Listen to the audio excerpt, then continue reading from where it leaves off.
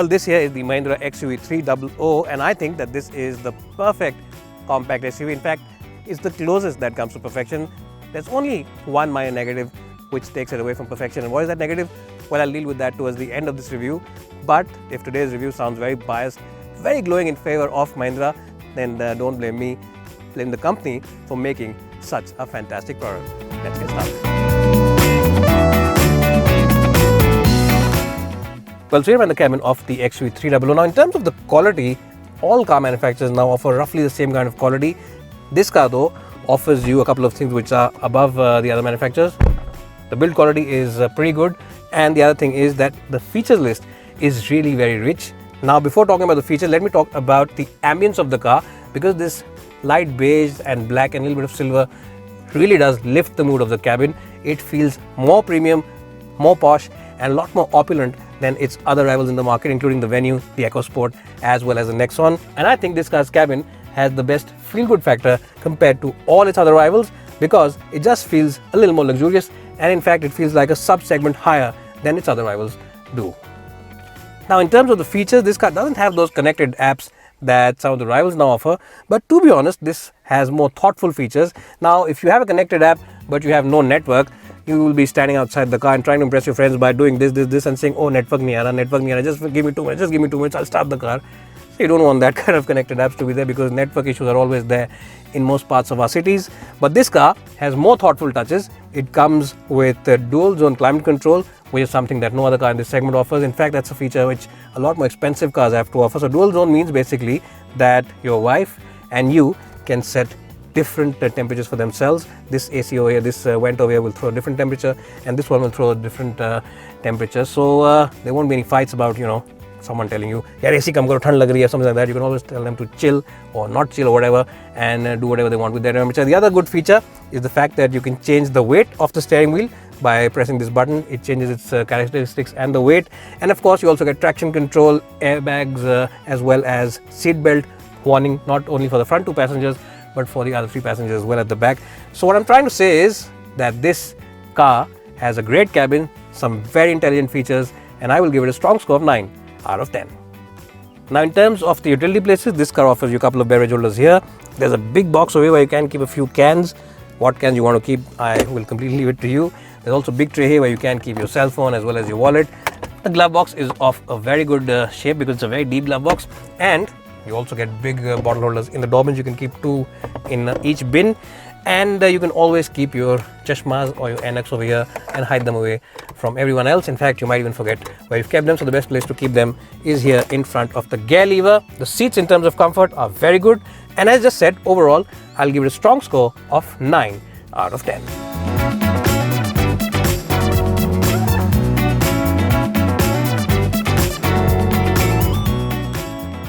Well, here I'm in the back seat of the XUV300 now, and I have to say that this is a great car to be in.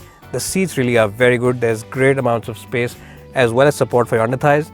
The backrest angle is very good, and the cushioning on the seats is also very generous. It's a decent car in terms of the width, so you can have 3 occupants. There's a slight hump in the floor panel, it's not too much, so whoever's sitting here has plenty of place to stretch his legs. The only bit of downside is that you don't get your own AC vents, which is something that other cars in this segment now offer, but the throw of air from the front is quite strong, and you also get this little bit of netting over here where you can keep your files and other paraphernalia. The windows also are large, and the window goes all the way down, so if you want to sit like this and just enjoy the breeze, it is a good place to be. Today, of course, you'll want the windows to be up because it is a warm day and the AC to be on full blast, but otherwise what I'm trying to say is that if you are someone who wants a car to be chauffeured even all day long, then this is a good example, because you get generous knee room, generous headroom, and very comfortable seats. I'll give it a strong score of 9 out of 10 in the backseat department. Well, so if you've been waiting for this part of the video review, I have some not so good news for you, and that is that the boot on the XUV300 is the smallest of all other compact SUVs, and as you can see, it's decent in isolation. You can keep a couple of big bags, but that's about all you can keep because it is the smallest boot, and other cars do offer much generous spaces. There's also a bit of a sill here, so taking stuff in and out will be a bit of a challenge, but it is a bit of a disappointment, especially considering that the cabin otherwise is a great place to be, and it's also a nice car to drive. I'll give the boot only a 7 out of 10.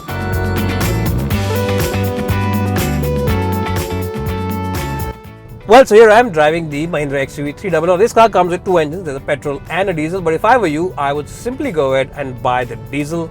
This diesel engine is the most powerful in its class. It makes about 115 bhp of power. It's a 1500cc engine and it comes with a 6-speed manual gearbox. There's also an automatic, but we'll talk about the manual today.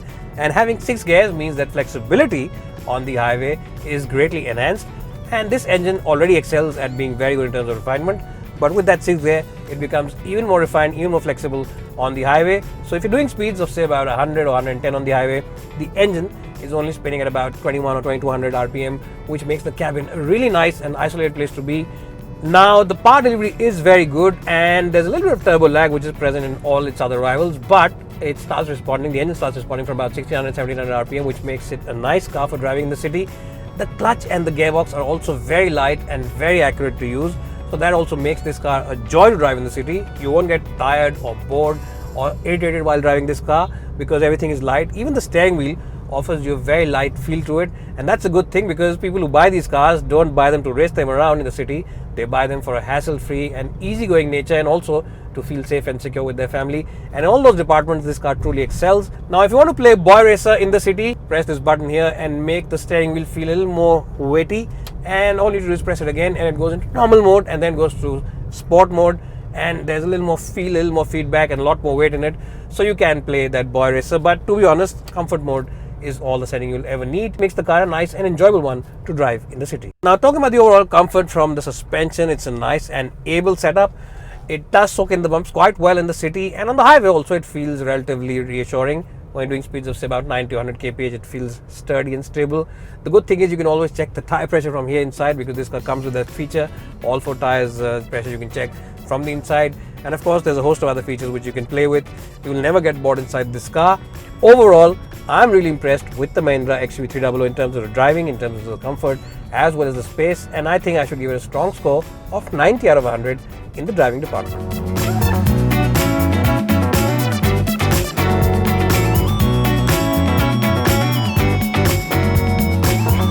Well, so overall, the only big negative on the car is a slightly small boot compared to its other rivals, but otherwise, I think if you're in the market for a compact SUV, then the Mahindra XUV300 makes great sense.